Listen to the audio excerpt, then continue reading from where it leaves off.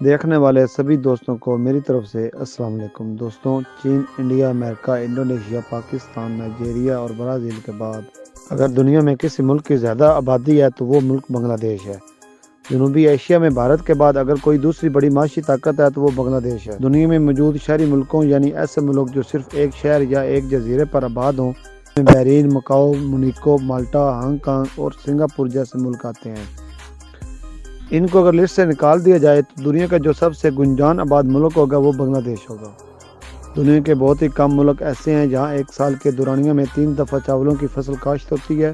جو ملک سال میں 3 دفعہ چاول پیدا کرنے کی صلاحیت رکھتے ہیں وہ ملک اپنے رقبے کے اعتبار سے کافی بڑے ہیں، جیسے انڈیا، انڈونیشیا اور چین، جبکہ ایک ایسا ملک جس کا مکمل رقبہ 1,48,460 مربع کلومیٹر ہو اور اپنے رقبے کے اعتبار سے وہ دنیا میں 92 نمبر پر گنا جاتا ہو اور اس میں سے بھی 18,290 مربع کلومیٹر رقبے پر پانی پھیلا ہو، سال میں 3 بار چاول بھی پیدا کرے اور دنیا میں چاول پیدا کرنے والے ملکوں میں تیسرے بڑے ملک کے طور پر جانا جاتا ہو۔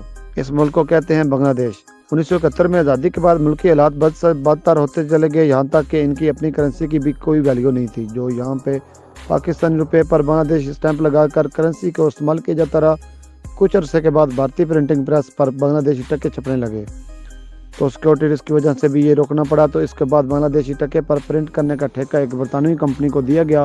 یعنی بنگالی کرنسی ماضی میں ٹکے کی بھی نہیں تھی، لیکن آج اس کے برعکس ہمارا پاکستانی روپیہ ٹکے کا بھی نہیں ہے۔ دوستوں، ورلڈ بینک کی ایک رپورٹ کے مطابق جب 16 دسمبر 1971 کو بنگلہ دیش نے پاکستان سے آزادی حاصل کی تھی تو بنگلہ دیش اس وقت دنیا کا دوسرا سب سے غریب ملک تھا، لیکن آج بنگلہ دیش جنوبی ایشیا کی دوسری جبکہ ایشیا کی 10ویں سب سے بڑی معاشی طاقت ہے اور پاکستان کا اس لسٹ میں 17واں نمبر ہے۔ یہ ملک 91% مسلم آبادی کے ساتھ مسلم دنیا کا تیسرا بڑا ملک ہے۔ 16 کروڑ 51 لاکھ افراد کی آبادی کے ساتھ بنگلہ دیش اس وقت پوری دنیا میں آبادی کے حوالے سے 8ویں بڑے ملک کے طور پر جانا جاتا ہے۔ ملک کی سرکاری زبان بنگالی ہے۔ بنگالی نہ صرف ملک سرکاری زبان ہے بلکہ 98% آبادی کی مادری زبان بھی بنگالی ہی ہے۔ بنگالی کے علاوہ اس ملک میں برمیز اور اردو دو قابل ذکر زبانیں ہیں۔ جس طرح کراچی میں بسے بنگالی اسپیکر کو بنگالی کہا جاتا ہے، اسی طرح بنگلہ دیش میں بسے اردو اسپیکر کو پاکستانی کہا جاتا ہے۔ برصغیر کی شمالی مشرق میں واقع اسلامی آبادی کا عمل یہ ملک سیکولر ہے۔ ملک کا سرکاری نام پیپلز ریپبلک آف بنگلہ دیش ہے، جس کا مطلب ہے بنگال میں بسنے والے لوگوں کی سرزمین۔ دوستوں، بنگلہ دیش اپنی حدود صرف 2 ملکوں کے ساتھ سانجھی کرتا ہے، ایک انڈیا سے جو ملک کے ساتھ لگ بھگ 95% لینڈ بارڈر سانجھا کرتا ہے،